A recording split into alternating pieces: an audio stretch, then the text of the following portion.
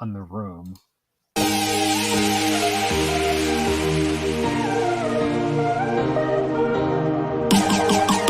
If you want to be a part of our live Ask Me Anything, where you ask Stephen Pope, that's me, a question live on camera, join this link with StreamYard. Once you join inside of StreamYard, we can only have a maximum of 10 people in at any given time. And so you'll enter into our private chat and say, hey, I want to ask Stephen about this. I want to ask him about PPC, SEO design, catalog troubles, whatever it might be. I then will select your question and add you into my stream. After we finish our conversation, I'll remove you from the stream and you can continue watching here on YouTube. We want to rotate through as many people as possible and offer a format that's never been done before. Basically, it's like the radio. When somebody calls up, asks their question, they go on the air, and they do the next interview side by side.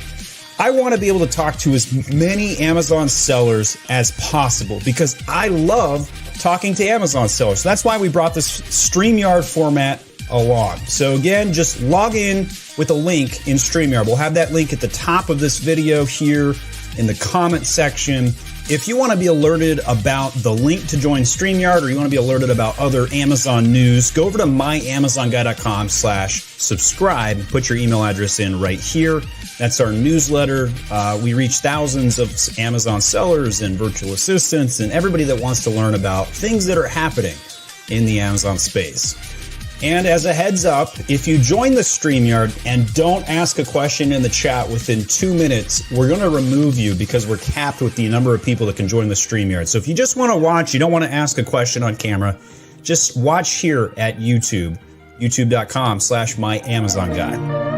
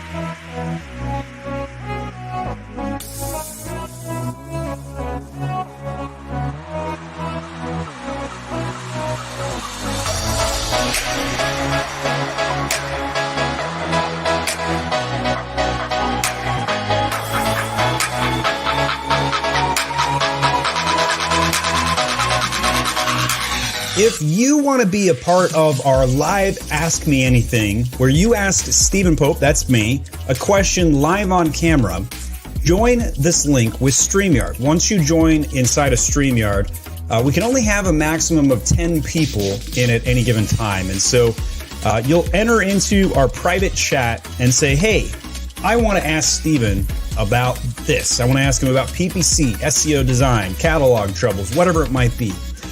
I then will select your question and add you into my stream. After we finish our conversation, I'll remove you from the stream and you can continue watching here on YouTube. We want to rotate through as many people as possible and offer a format that's never been done before. Basically, it's like the radio. When somebody calls up, asks their question, they go on the air, and they do the next interview side by side. I want to be able to talk to as many Amazon sellers as possible because I love talking to Amazon sellers. So that's why we brought this StreamYard format along. So again, just log in with a link in StreamYard. We'll have that link at the top of this video here in the comment section. If you want to be alerted about the link to join StreamYard or you want to be alerted about other Amazon news, go over to myamazonguy.com/subscribe and put your email address in right here. That's our newsletter. We reach thousands of Amazon sellers and virtual assistants and everybody that wants to learn about things that are happening in the Amazon space. And as a heads up, if you join the StreamYard and don't ask a question in the chat within 2 minutes, we're going to remove you because we're capped with the number of people that can join the StreamYard. So if you just want to watch, you don't want to ask a question on camera, just watch here at YouTube, youtube.com/myamazonguy.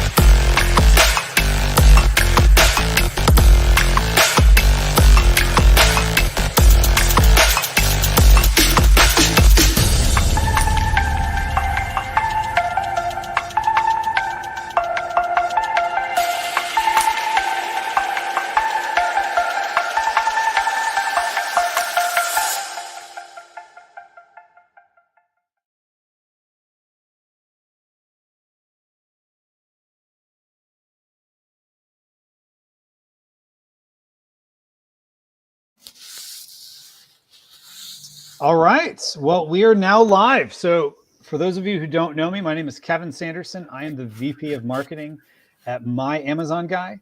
And I am super excited to be joined by Dr. Travis Zigler from Profitable Pineapple. And for those of you who don't know Travis, you are in for a treat because this man knows his PPC and he knows it well. So, Travis, thank you for joining us.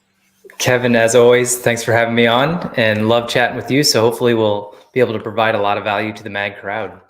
That is the goal here. That is the goal. So I have some weird paranoias when it comes to technology. So for those of you watching, if you don't mind, either hit the like button or comment, Kevin, I can hear you. Why are you asking me this? But I know sometimes people in live streams ask that, but I have had so many technology issues happen over the years that I like to just double check. So if you don't mind, folks, just let us know in the comments. You can hear us.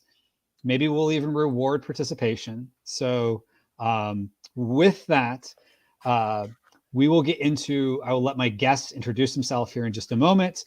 So folks, if you don't mind, again, let us know in the comments, can you hear me? Otherwise, I'm going to be paranoid that I am speaking into a blank room where no one is there. So I can hear you, so that's a good start, right? yes, so that's good. So Abdallah says, hi, we can hear you. So anyone else, I just little hint, I will reward participation. So WV11 says works. Abdallah says we can hear you.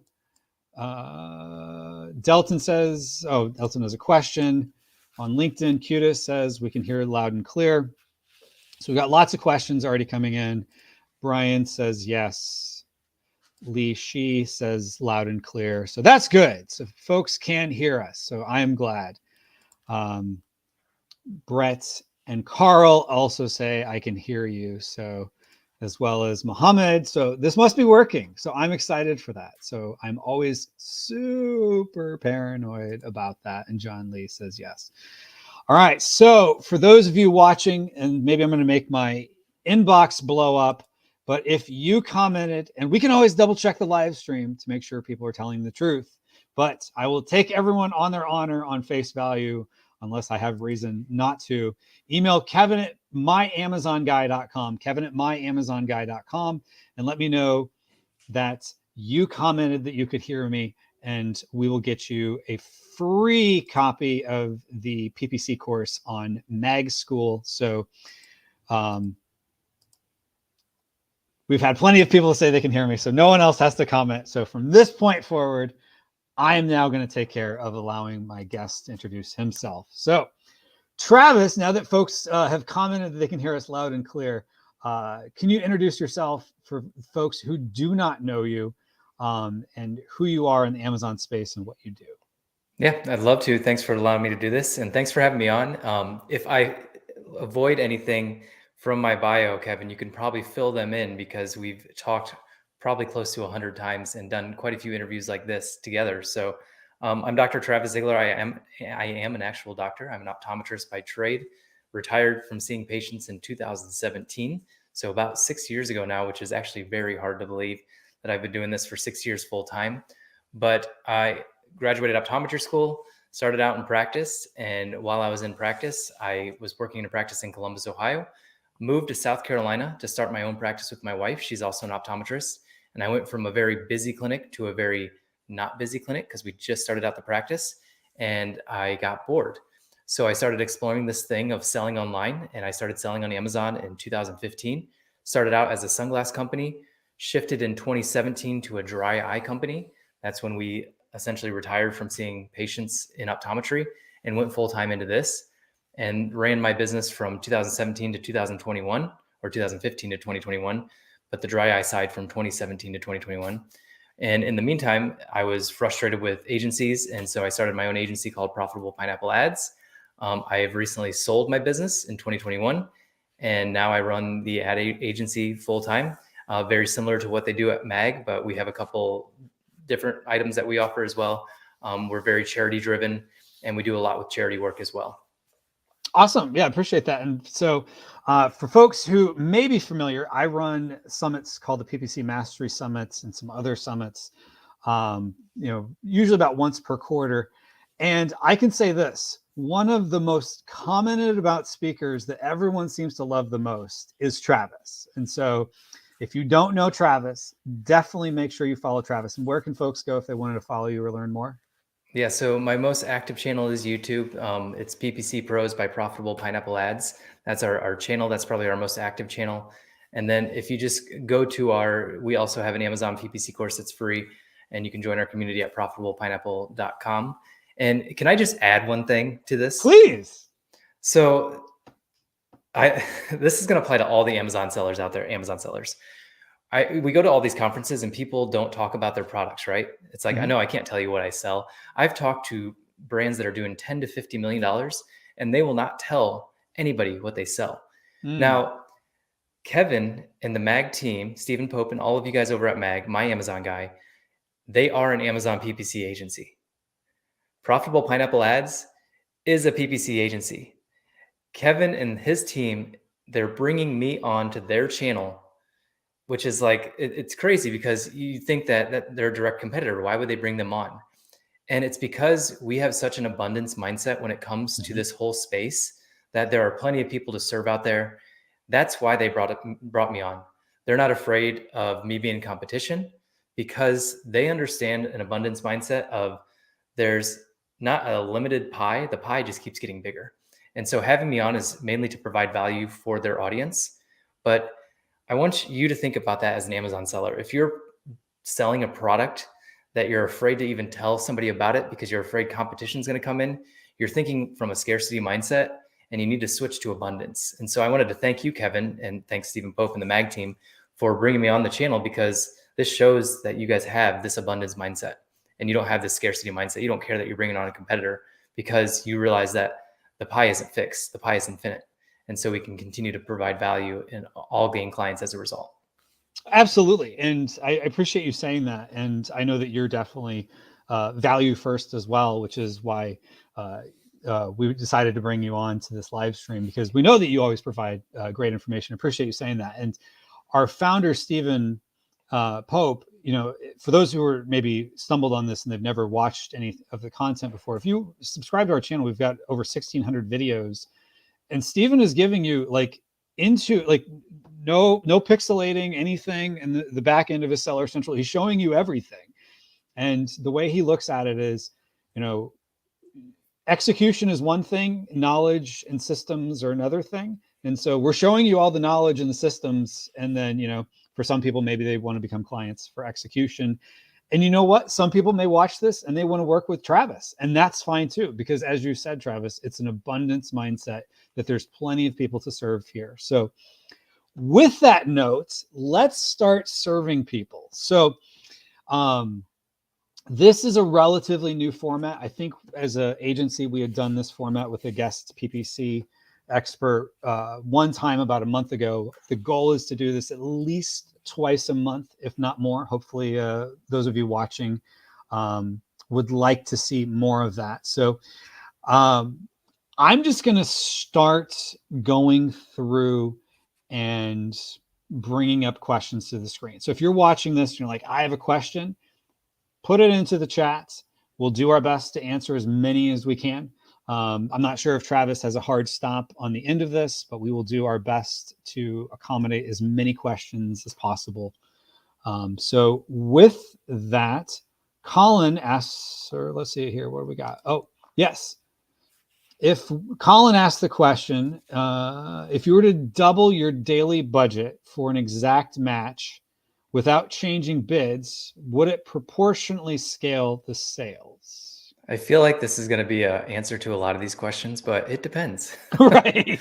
So if you're running out of budget on a daily basis on that campaign, and essentially doubling the budget should do that. But it depends on when you're going out of budget, and it depends on a lot of features. So without changing the bids, then yeah, essentially it should scale proportionally if you're already running out of budget. If you're not running out of budget on that campaign, doubling the budget isn't going to matter that much because you're not changing the bids as well. And so usually what we'll do is we'll look at if it's profitable and you're running out of budget, double the budget. And then if you remain profitable, then you might want to start changing the bids as well. And so that might be increasing them, that might be decreasing them. It just depends on where your profitability is. But yeah, it just depends on if you're running out of budget or not. And then it's pretty much a pretty simple answer is you just got to try it. And because if you're profitable on that campaign, double it. Yeah, exactly. And to your point, there's a lot of it depends. Now, if someone's used to Facebook ads, if you double your budget, Facebook will find a way to spend that doubled budget. With Amazon, you can double your budget and may not spend any more if you're not increasing your bids or you know, the keywords that you're going after, things like that. So all other things being consistent, you might not spend any more money. So if you're not spending more money and getting more impressions, you might not get more sales.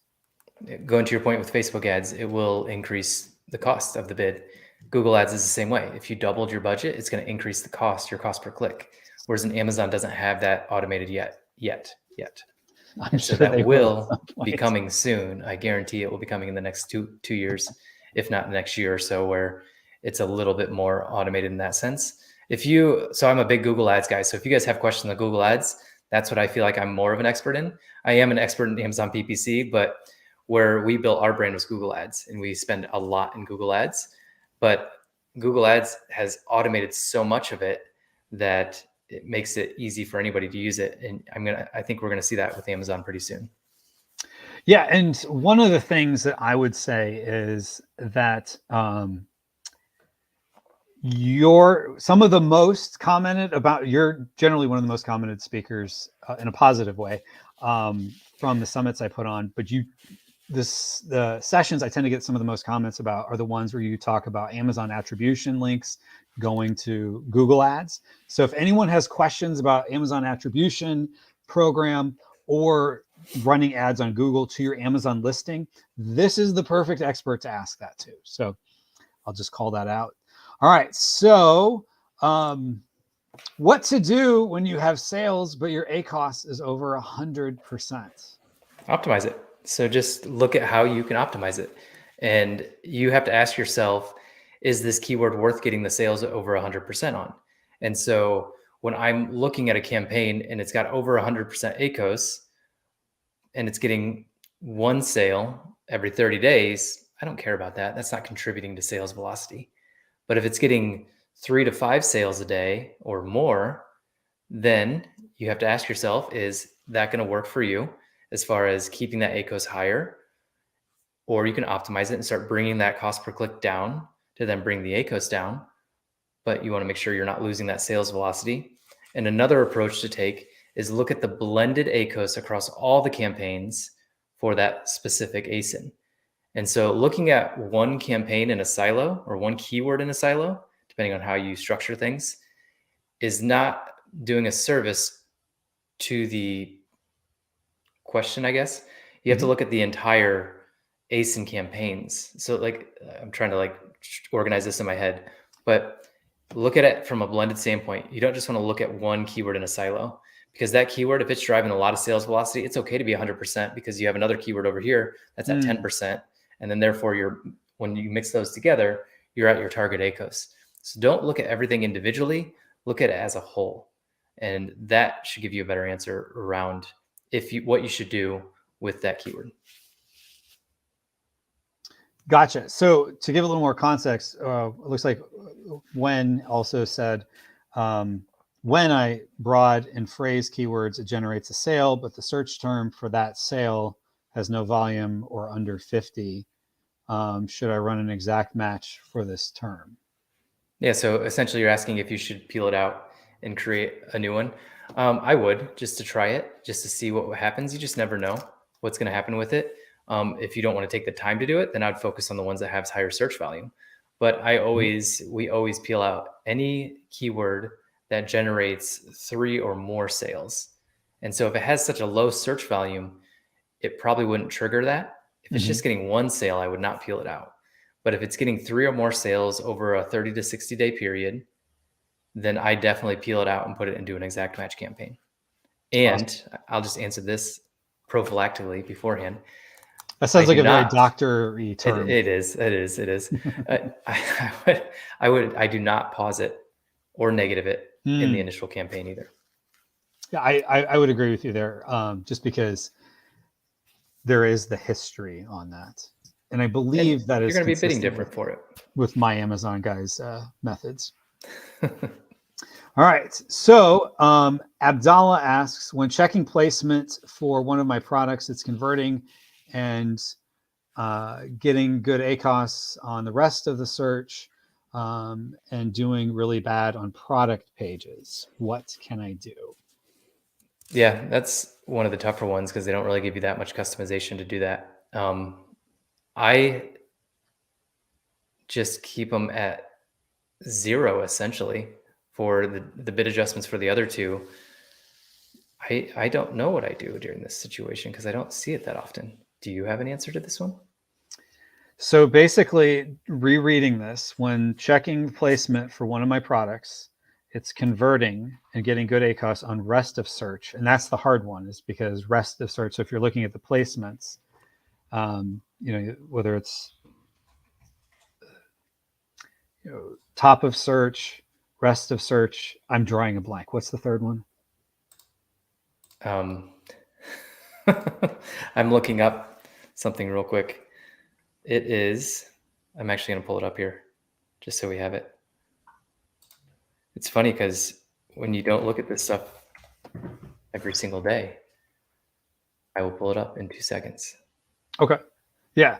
Because rest of search doesn't have a modifier, because the other two do have a modifier, and rest of search, as I believe, unless I'm mistaken, is the one that does not have a modifier. So you can't say you want 100% bid adjustment up on the top of search, like if you're going to do top of search. So rest of search would be harder to target after. Yeah, it's just top of search and product pages. You just have to have a bid that works in total. So that's a tough one, Abdallah. So yeah, top of search and product pages are the ones that you can adjust for. But yeah, it's product pages. I would just put those at 0. I thought that's what it was. It just didn't seem right to me. And the funny thing is, now that we're bringing this up, rule-based bidding is now in beta. So I have not played with this yet. Okay. But it is already there. So what we just talked about earlier, when Amazon's going to start making everything more automated, not in just auto campaigns, of course, but in manual campaigns. And so rule-based bidding is in beta. Mm-hmm. And there you go. We'll adjust your bids in real time based on the likelihood to reach guardrails that you set, is what it says. Got it. Now, I know for a lot of people that might be a comfort level of testing out some of Amazon's new features, especially when you're giving control up. This is not a question anyone asked, but what's your thoughts on that? Any beta program for Amazon, I sit on the sidelines for. I am a very gung-ho. I like to try new things, but any beta program with Amazon, I'll sit on the sidelines for at least 3 to 6 months, because it tends to be costly. And so if you're going to try it out, make sure you start out with very, very low cost per clicks, and you're not bidding a ton, because we've lost a lot of money that way for my brand as a result of testing these things out, because they tend to get a little loose as far as spending a lot and not making a lot of sales. And so I would always wait. But this rule-based bidding is actually only for campaigns that are running for at least 30 days. So you'll have to be running campaigns for at least 30 days to turn that on anyway. I have not tried it, so I don't have any answers to any questions that might come of that. So will I try it anytime soon? Probably not. I'm pretty set in my ways of using the software that we use and how we do our strategy. It works really well. Yes, we adjust it, of course, but ours works pretty well. So we leave it alone for the most part. Okay, good answer. So this one's a little off the topic, but still a good question. When I build a listing and put the picture of the product, and why does Amazon change it and the picture comes up as a cell phone case cover, etc.? Well, I hope you're selling a cell phone case cover. So there might be something wrong with your catalog. I'm guessing, do you guys do flat file uploads for your clients? Yeah, we can help folks when they have issues with, could be attribution of, even if you're brand registered, there could be an issue with another team at Amazon, or somebody with Vendor Central has somehow come in. So I'd be curious, is this your brand registered brand, or is this a product that you're reselling because maybe someone else has attribution for the image? And sometimes there's something Amazon didn't like in your image, and so rather than slapping your hand, they just passive aggressively change it. And so exactly, you just have to, it goes back to what Travis said, it depends. And so if you need help taking a look at it, you can schedule a coaching call with someone on our team, or we have services to help you with that. Or sometimes just try uploading the image. And sometimes people have tried where they just crop it slightly, and so it's a slightly different image, and then suddenly it works. And so, but Steven's one that tries all kinds of different things with images. And so sometimes you just have to try something until you get it approved. And sometimes that's, rather than saying this image is not approved, they just put something different. Flat files are your best friend, though. Flat files can help fix so many problems that you have on Amazon, and just make sure you're doing it right. So I recommend hiring somebody that actually knows what they're doing with flat files. Gotcha. So this is an interesting question, which will go in a different direction. But someone said they recently onboarded a client. How do you audit an account? So I'm just curious, if you were taking a look at someone's account, what would you be looking at, Travis? So we look at search term data. So we pull search term reports for sponsored brands, sponsored products, sponsored display ads, and we just look for deficiencies in there. So I'll give you an example of an account we onboarded the other day. They were doing $140,000 in advertising spend, and I'm looking at their account per month. Yeah, so per month, and I was good like, amount of spend. That's a good amount of spend, and just by looking at their sponsored products search term report, so just one of the search term reports, we found that we could clean up their account by almost 60,000 a month, and 60,000 in wasted ad spend. And so what I'm looking for in that is this is ad spend that has 10 or more clicks for a keyword or for an ASIN, and they're spending a lot on those clicks and it's getting no sales. And when I say 10 or more, there were some words that were getting up to 100 clicks and some ASINs that were getting 100 clicks with 0 sales. And so what this account was doing is, or this old PPC manager was trying to discover and explore more keywords. And in my opinion, they were doing it irresponsibly. And so right there, we could clean it up. So I pretty much, my pitch to them was, if you hire us, we'll pay for our entire year, if not 2 years, in 1 month, because I was that confident that we could clean it up. And so we look at search term reports is the number one thing you look at, because you can really get a lot of data on what words you can start to scale, if they're scaling it effectively, because they may have an ACOS of, let's say, 30% over their entire account. But when they have all these words that aren't even making sales, and then they have all these other words that are like 2% ACOS, then we can find like this middle ground and really start to save them a significant amount of money. And so that was that account. We literally are onboarding them. We started 5 days ago. And so ask me in a month how it's going, but I guarantee that account's going to take off as a result of just focusing on that. So search term reports is the number one thing we do. Looking at their listings. And so just looking to make sure their listings are optimized. Reviews being the number one thing. Social proof is everything. If you don't have good reviews, you're not going to scale on Amazon. If you don't have 4.5 stars or more, you will not scale on Amazon. 4 stars is the death of Amazon. And so if the reviews aren't on point or not at that 4.5 stars, we'll usually refer them to somebody to help get rid of negative reviews, completely TOS compliant. It's just a way to, you can pretty much read the review TOS guide, which is completely separate from the Seller Central TOS guide. I've been suspended on review making from my buying account because I did not follow the TOS for giving reviews. And yeah, exactly. This is, back in the day, the 2015 Wild Wild West days. Things were different then. They were. It was a beautiful time. But you can actually go against that terms of service for the buyer side review. And if there's a negative review on your listing that does not follow that terms of service, you can get that review removed, and it's completely compliant. You just open up a case with Amazon, say, hey, this review is against your terms of service guide, and they'll review it. And so we refer to somebody that will do that for us and get the reviews up. And so that's kind of audit number 2, is make sure they have reviews. Make sure their pictures look good. Make sure the listing looks good. Make sure they have videos. So important. Yes, it's reviews and images. That's all you got to do, because as long as those are optimized, you can usually scale an account. So that's pretty much it. And then in our agency specifically, we focus a lot on brand building. And so we look at email list size. We look at problems that their product solves, not just the product itself.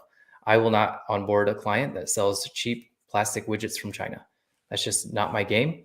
It's not something that we do. We like to focus on brands that have a product that solves a problem, and then we can build an email list and build a blog post, build everything external around this problem, then send it to Amazon via external traffic to help boost rankings as well. And a quick case study on this, my brand, I don't run it anymore, but the Google Ads account got suspended. And because Google is doing this big verification check for all ad accounts. And when that suspension occurred and they lost their Google Ads and all that external traffic for a couple of days, you could actually see the organic rankings drop. You could see the BSR rise. And so everything that we kind of tell you about external traffic showed up as an accident because of the suspension that occurred. And so those are the kind of the three things: search term report, reviews, photos, make sure their listing looks good. Exactly. Because you can send traffic all day long to a listing, but if it's not set up to convert, you're just kind of burning money. And an interesting thing, which teased me up to explain why, if people look at me and it looks like I have some bags under my eyes, I got up super early this morning to speak at a conference. I'm just going to share an image here real quick. It's a great image. Yes. So here I am as Big Brother. It looks kind of like me as Big Brother, but I'm speaking to Alibaba, had some of their top suppliers. So if anybody from Alibaba is watching, thank you for having me. But what was interesting is you could tell they were talking to their suppliers a lot about differentiating and not just selling, basically, they didn't use this term, but like cheap commodity products. So even on that end of the spectrum, there's a talk about, like, if you want to differentiate yourself as a factory and as a supplier, you need to be selling quality goods and investing in your factories and things like that. So I just thought that was interesting. You were talking about not selling cheap products from China. That even in China, they're telling them don't make cheap products from China, basically. So that's good. Yes. That actually kind of ties into the next question too, which is any success case with sending Google traffic to Amazon in high competition, low margin segment. Number one, why are you in a highly competitive, low margin segment? I mean, that just doesn't sound fun at all. Try to be high margin with some competition. I mean, that's where you're going to make the most money. That's where you're going to have the most fun.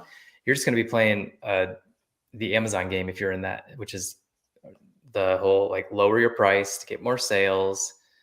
And then you're going to be in the black hat territory where people are fighting each other and then, like, reporting their competitors. So I don't want to be in that. But I think what I was just talking about was when that Google ad account got suspended, we saw our organic rankings drop. We saw our BSR rise, and we saw our sales dip by 20 to 30%.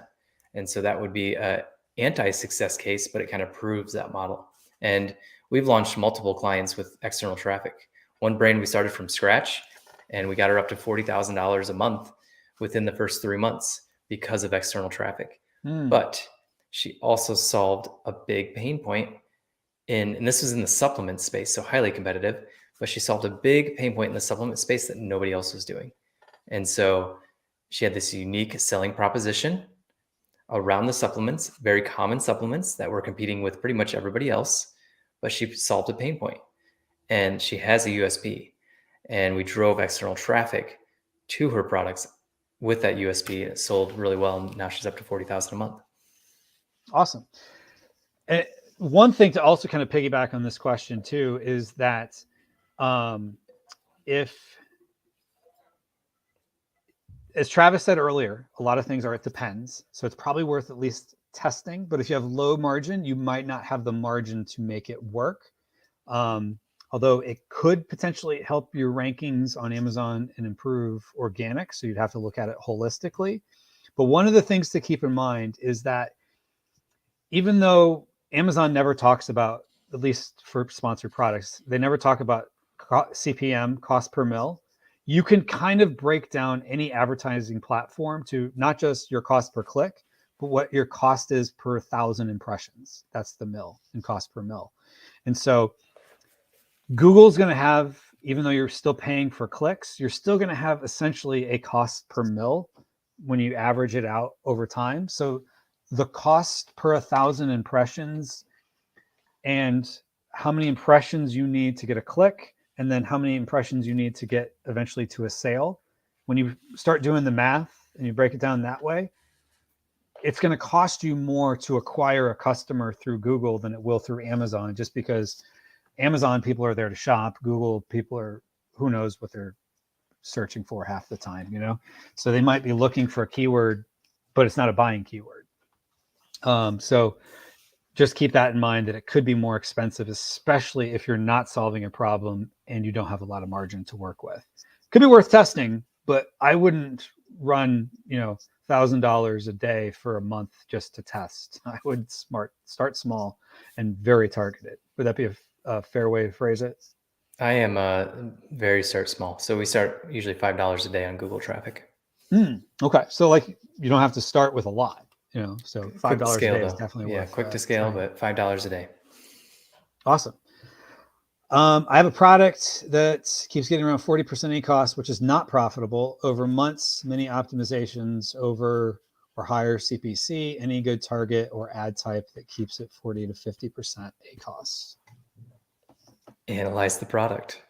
You got to ask yourself, it seems like you've done a lot of work with it. You've tried different keywords, you've tried different ad types, you've tried it all, but you're sitting at that 40 to 50% ACOS.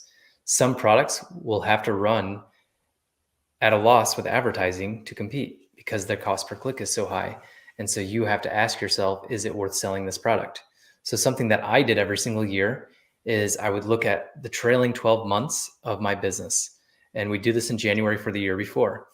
And I would look at the overall year of that 12 months and really see if it was worth keeping those products.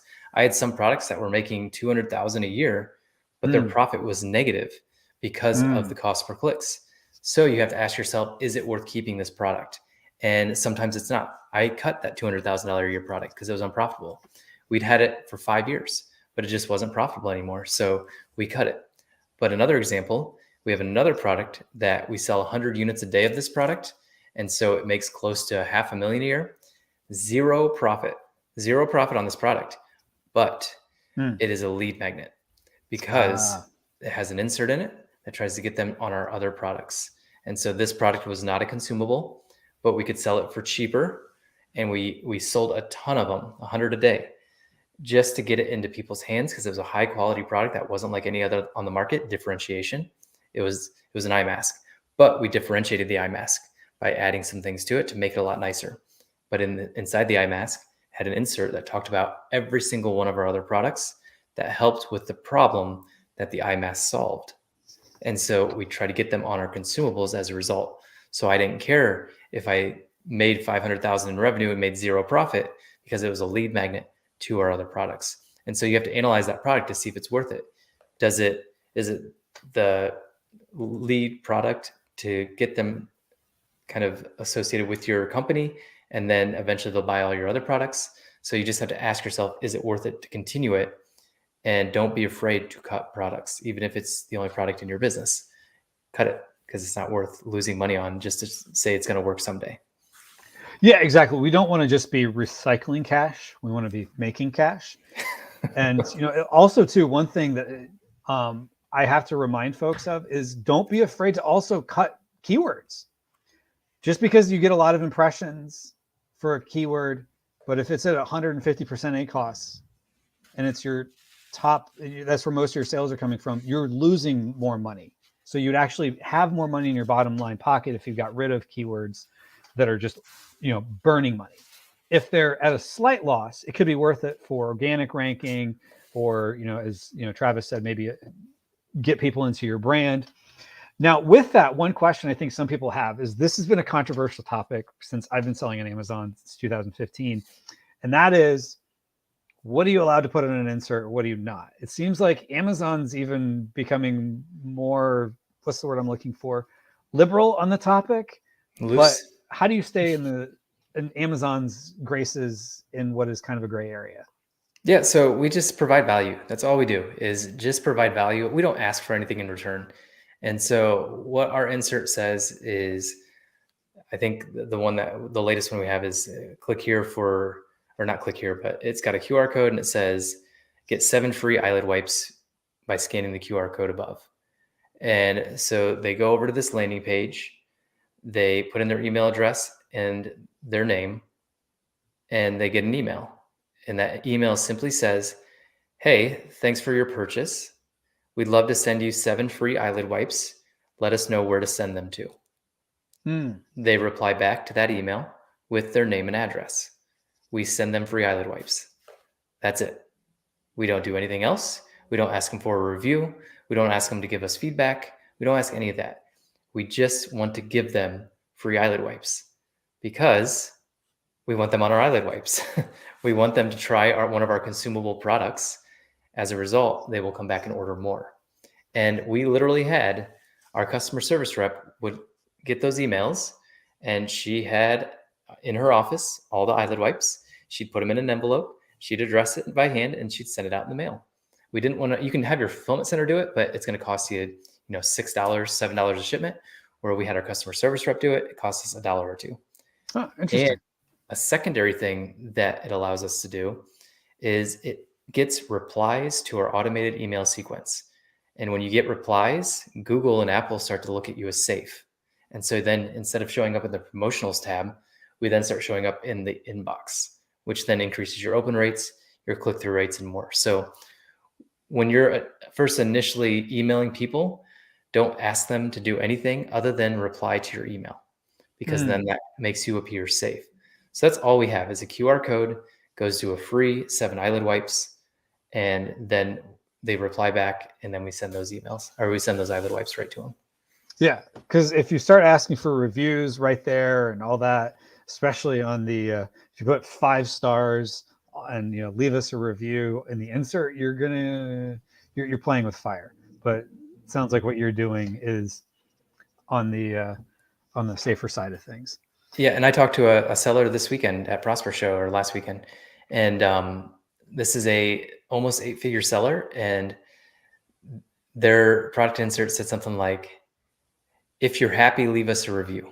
Oh yeah, don't want to do that. No ifs, ands. They got suspended, so they had to pull all the product, take out all those cards, and then send all that product back in. Yes, asking for a review on a. It wasn't even. Yeah, I guess they did ask. Never mind. I lied. Well, if you ask for a review in any sort of follow-up communication through Amazon's platform or in any inserts, you're playing with fire. And if you're throwing gasoline on it, if you create any sort of conditions, whether if you're happy or we'll send you a rebate, if you leave us an honest review or a 5-star review, you're asking for suspensions, and that could be terrible. So don't play with fire there. I was gonna say, if you want to get more reviews, have a good product and serve the customer. That's it. That's all you got to do. Don't ask for it, because it will come. If you are good at what you do and your product is good, it will come. Awesome. Can you explain how Amazon's attribution model works? Now, attribution could mean about 3 different things here. So let's make sure we have the definition of what they're talking about here and what challenges you face in accurately attributing sales and conversions to specific ad campaigns. So attribution is not who can make changes to a specific field or image on a listing, or the Amazon attribution links, which are sending, third-party traffic. This is referring to how Amazon is attributing sales to a particular campaign. Oh, I was going to take it the attribution link model. But so do you think this one's talking more about Amazon PPC and attribution? Oh, you know what? That could be it too. Attribution for attribution links. Yeah, that's what I was thinking of. This is an interesting one, though. So let's say, hypothetically, someone clicks on your attribution link on a Google ad to visit the product. They don't buy right away. They are retargeted maybe through a display ad that is previous visitors who didn't buy. And then they search on Amazon for that type of product, find your product, whether, let's just assume it's through a sponsored ad, like let's say top of search placement or something. So they've landed on your product 3 times through paid advertising. Where's the attribution going? Meaning who's getting attributed to sales? That's probably a part of the question here. Okay, I'll answer that one. It's usually last click. So the last click will get attributed to the sales. So with that being said, whenever you add, you have to be pretty systematic about when you add new platforms to your advertising system, because when you add a new platform, it may not provide a great ROAS on that platform, or it may provide a great ROAS on that platform. I'll give 2 examples of that. Okay. But you want to watch your overall revenue of your brand and see if that increases or decreases. So let me go into an example. let's say that I start doing Facebook ads complete with Amazon attribution links or whatever, but let's just say Facebook ads. Facebook ads itself, even with an Amazon attribution link, ROAS is going to be terrible. It's probably going to be 1, maybe 2 at the best. And that's an ACOS of 50 to 100%, maybe even higher than that. It may even be worse. But what I notice is my whole brand gets lifted and I start making $1,000 more per day. So even though the direct attribution is not triggering, my brand is still being lifted. So what could be happening there? Maybe they're on Facebook and they don't necessarily click that link, but they see my ad and they go over to Amazon themselves and just search, just like you were just talking about. Exactly. And then they click on my ad in there, and that's the attributed sale. So what we see sometimes is when we're running Facebook ads is we'll see brand lift from that. But the ROAS in Facebook is terrible. So we'll continue those Facebook ads as long as we keep seeing brand lift. You have to be systematic about when you're bringing in new ad platforms to watch for things like that. Because even though the data from Facebook ads, like I said, would be bad, it's still lifting our whole brand. Now, conversely, when we add a client on DSP, DSP's attribution is terrible. It shows as you're getting a 10 ROAS for this client. And it's just like 10 ROAS. That's amazing. We should just dump more money into this. 10% ACOS. Yeah. But we did not see brand lift. And so we'll add DSP for a month or two.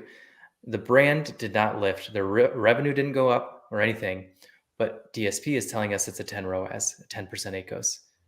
And so we'll cut DSP as a result of that, because even though DSP is reporting as good, it did not lift the brand up. And so usually when we cut it, we don't see a difference. So with that being said, I'll answer a different part of this question. Attribution on Amazon is very delayed. It's getting better. It's probably best in sponsored products and brands and display inside of Amazon's PPC platform.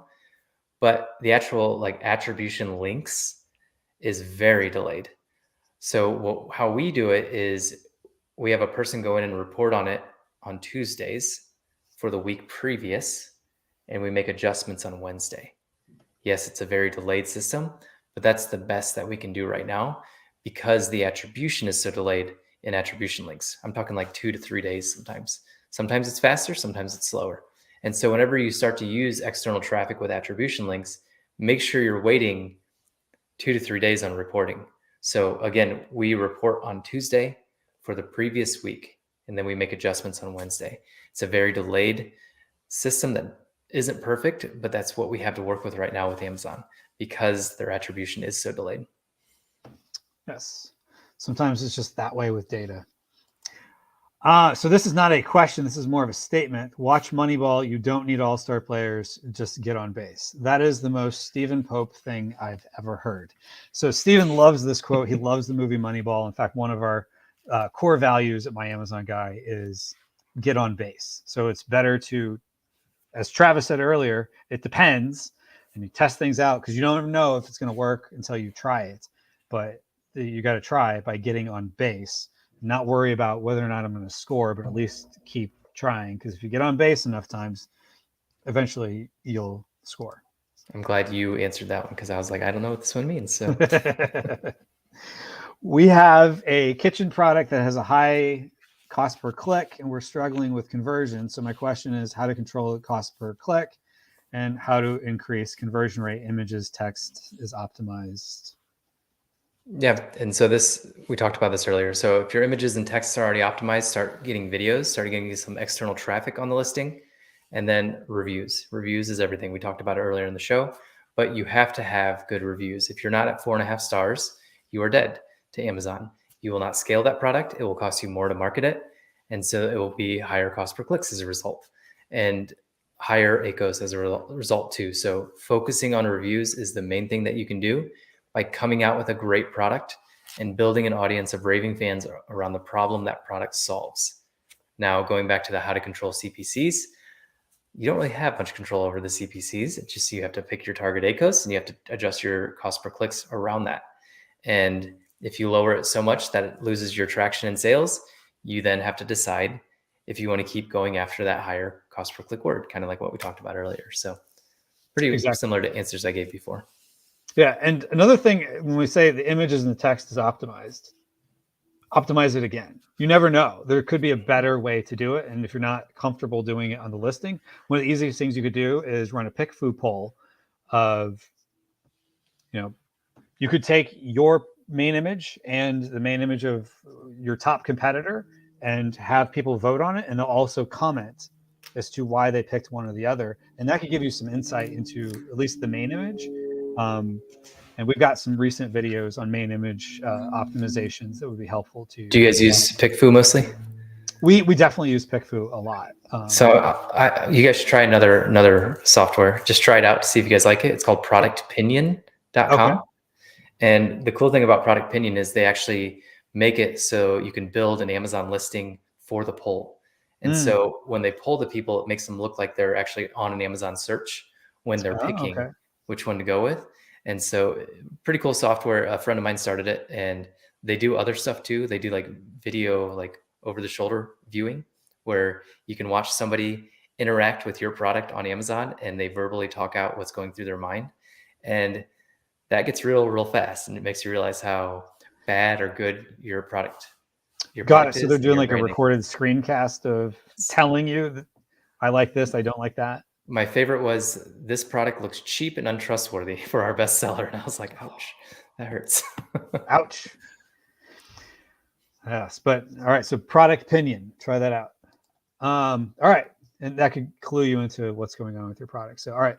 This next question is, in a product targeting campaign, I'm targeting my own product. It generates sales, but ACOS is higher than 100%. Should I still target my own product? I will bet money, but I won't say it out loud. I know Travis's answer to this one. So I'm always a big fan of protecting your house and always defending your listing. But a creative way to get around this is create a multi-pack variation. And so it doesn't matter what product you sell, you can always create a multi-pack variation. So if you sell one of the product and you're advertising that one on your one, then you can create a 3-pack, advertise that 3-pack on there, advertise a 6-pack on there. It doesn't matter what you sell, somebody might buy the variation, the multi-pack variation. Sunglasses, I sold a 6-pack variation. People bought it all the time. It was crazy. I didn't think like people needed to buy 6 pairs of sunglasses. They did. So you can do it pretty much with anything that you sell. It especially works in the supplement market. But I always defend my listing no matter what. And I like to keep my competitors off the listing. And so if you have the budget to do it, then always defend your listing. But if you're tight, then I would take it off. It hurts my soul to say that. But try the multi-pack variation, because multi-packs also have higher profit margin too.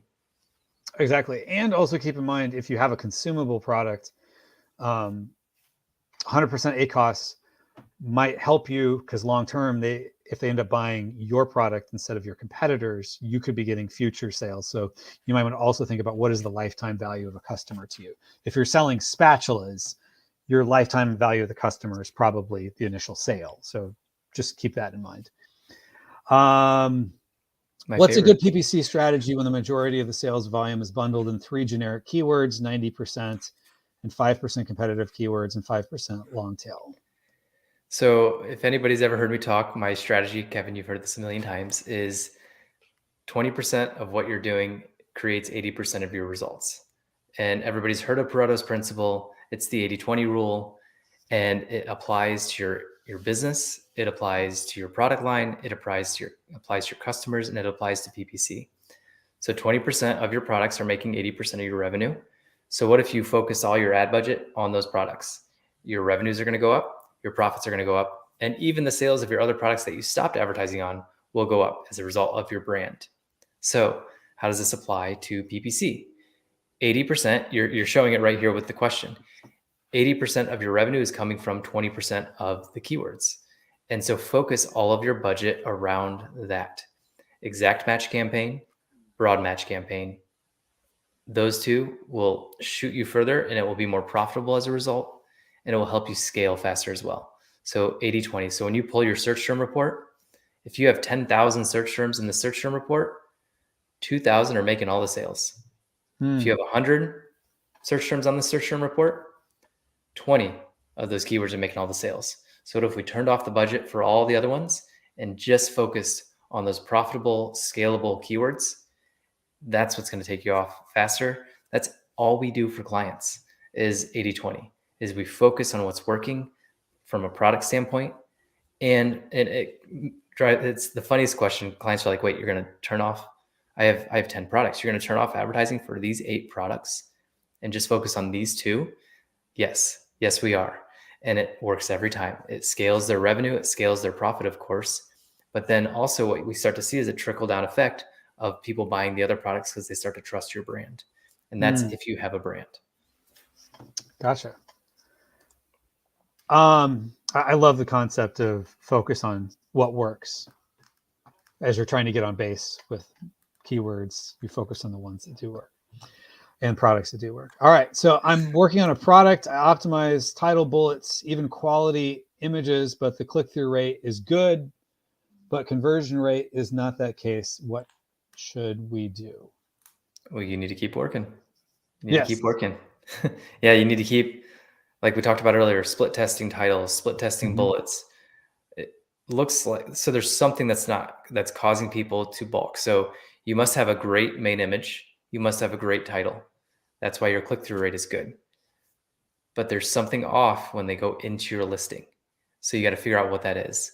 Is there too many competitors bidding or defending or along your advertising? Excuse me. Are there too many other competitors on your product display page? Are they advertising all over it? So they're clicking off and buying somebody else. Are there no videos showing your product? Is your product confusing to them somehow? Is there something about the rest of your images or a video on there that's turning people off? Are there reviews? Is there a bad review at the very top of your reviews that turns a lot of people off? So figure out that, and that will make you convert better. And you can have people do listing reviews on PickFu and probably on, what was the Product Opinion you mentioned? Product Opinion, yeah. Yeah. So I would get feedback. Sometimes the best feedback is going to come from people who aren't you because you're emotionally attached to the product, as well as people that don't know you who are emotionally attached to your success and just want to say nice things to you. So you want real feedback from people you have no idea who they are. That could help you a lot. Oh, you skipped the fun one. Wow, what a specialist here. That was when we were like, wait, it's product pages and top of search. That's it, right? And like, is that from that time? Gotcha. Yeah, it was. Gotcha. Says the person watching the video. Yes, good. Grigori says, hi, I have a good amount of sales from sponsored product category targeting and also sponsor brands video. Are these sales helping to organic rankings? Thank you. Yeah, so 2 things with organic ranking. Amazon wants sales velocity, Amazon wants high conversion rate. So as long as your conversion rate is increasing and your sales velocity is increasing, that's what Amazon wants. You don't have to think hard about an algorithm. You can, and you can figure out all the details of it. But you have to think, what does Amazon want? They want sales. And so to get sales, you have to convert. And so Amazon is going to show you more often when you have a higher conversion rate and you sell a lot. It sounds incredibly simple, but that's all it is. Because if I'm searching for a product and Amazon's like, I want this person to buy, what's the highest likelihood that this person will buy? It's by showing them products that have a high conversion rate. And so as long as those are increasing your conversion rate and they are increasing your sales velocity, that should increase your organic rank. Now you're being compared to the people above you. So you have to have a higher conversion rate than the people above you for that specific search term that people are searching for. And that's going to be the order that Amazon shows you. And so you just have to think of it in that way. I'll give you another example. Google Ads is obsessed with click-through rate because Google Ads makes money when somebody clicks on an ad.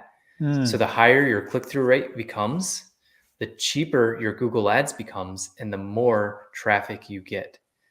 And an example of this is I have a Google ad that has a 41%. I think last time we talked, it was 33%. It is now at 41% click-through rate. Good in Google is 5 to 10%. Yeah. So if you're above 5%, that's great in Google. 41% click-through rate. I get 5-cent clicks for that specific set of keywords to drive over to a blog post that I wrote. And then on that blog post, it talks about the problem my product solves, and then it talks about my product. And so we make a significant amount of money on that blog post with 5-cent clicks from Google, and then it goes over to Amazon to buy. And that's because the click-through rate is so high. So Google Ads is selling clicks. Amazon is selling products. High conversion rate on Amazon, high click-through rate on Google will cheapen your costs, make you a lot more money, and it will increase your organic rank. So definitely agree with you there. All right. So how are you looking on time? Do you have a hard stop? I have a hard stop. I can probably go a couple minutes over. Okay. We will respect that. So this may be our last question here. So for some PPC campaigns, it's been 2-3 months and still not generating any solid impressions or any spend despite optimizing the bids. Why? You're irrelevant for whatever you're going after, and Amazon doesn't see you relevant for that specific keyword. And so you got to figure out why. Yeah, exactly. And sometimes you got to look at the keyword and say, are there more targeted long tail keywords you should go after first? Like if you look up marker versus dry erase marker, completely different audiences, completely different competition. So if you're trying to sell your dry erase marker on the keyword marker, just because there's more impressions, you'll probably never show up because Amazon knows that's not the type of product that people are looking for when they search for marker. So as we wrap this up, as I just said, that would be our last question here. Travis, I appreciate having you on here and sharing your knowledge. Again, where can folks go if they want to learn more from you? Yeah, so profitablepineapple.com is our site. That's where we have our free Amazon PPC masterclass, and I have a free audience building course there as well. When you enter to join one of those, it actually goes over to our private community that we have. And we also have a Facebook group called Amazon PPC Pros. And so you can join that. But if you want to join our private community, it's free. Just go to profitablepineapple.com, and I'm interacting in there quite a bit. Yeah, definitely, folks. Check out profitablepineapple.com, just like it sounds. And you can look at the hat to see Travis is definitely into the pineapples. In my Boxer picture. Oh, and the picture right there behind you. Yes. And the self-drawn logo right there. My son drew me. Self-drawn logo. Very nice. I should say my son drew it. He's 4 years old. You've got a talented artist there. But again, thank you so much for sharing your knowledge and coming on here. And for those of you watching, we hope you enjoyed this. If you're not subscribed, please consider subscribing to this channel. We'll have more live streams similar to this with experts like Travis in the future. And so also you can check out some of our 1,600 plus Amazon related videos to help you with just about any challenge that you might have on Amazon. So with that, thank you everybody and have an awesome day. Appreciate you having me on.